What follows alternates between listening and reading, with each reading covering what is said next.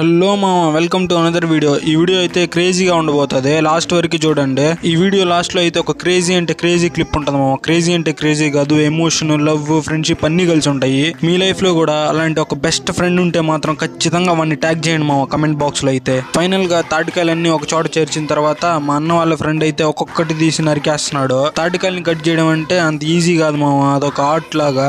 చూడండి ఎంత బాగా కట్ చేస్తున్నాడు. పాపం బ్రో దాదాపు 100 తాటికాయలు పైగానే నరుకుంటాడు కానీ ఒక్కటి కూడా తినలేదు. మేమైతే వరుస పెట్టి తింటున్నాము, ఎందుకంటే ఇది సీజన్ కదా మామ. ఇంకా 2 months పోతే ఇంకా 1 year వచ్చేంత వరకు ఈ తాటికాయలు అనేవి అస్సలు కనబడవు.